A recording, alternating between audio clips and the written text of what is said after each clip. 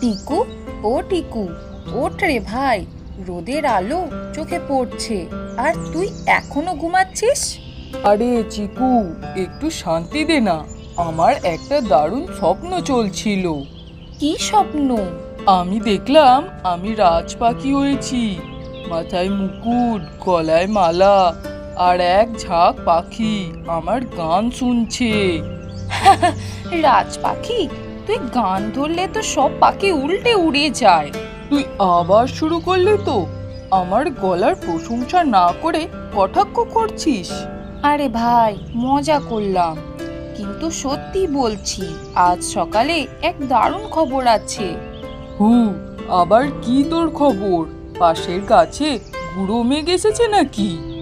না রে, পাশের গাছে নতুন এক পাখি এসেছে, চমৎকার নীল পালক, চোখ একবার দেখলেই মন মুগ্ধ হয়ে যায়। সত্যি?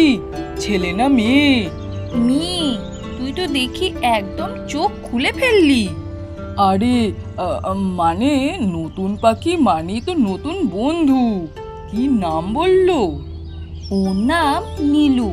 আমি কথা বলেছি সকালে, খুব ভদ্র, হাসি খুশি, আর একটা জিনিস শুনে আমি তো অবাক।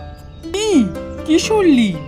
ও বলছে ওর গলা খুব ভালো, মানে গানও গায়। তাহলে তো ব্যাপারটা সিরিয়াস। ওর সঙ্গে আমার গানের প্রতিযোগিতা হওয়া দরকার। তা তো ঠিক, কিন্তু ও তো কাল সকালে আবার আসবে এখানে। তাহলে আজ থেকেই প্র্যাকটিস শুরু। টিকুর তান, নীলুর কান, কি বলিস? বলি, তোর এই গান শুনে নীলু পালিয়ে না যায়। তুই না থাকলে চিকু, আমার জীবনটা ফ্যাকাশে হতো। বুঝলি এখন আমার গুরুত্ব, তাই তো? বুঝেছি। এখন আম খুঁজে খাই।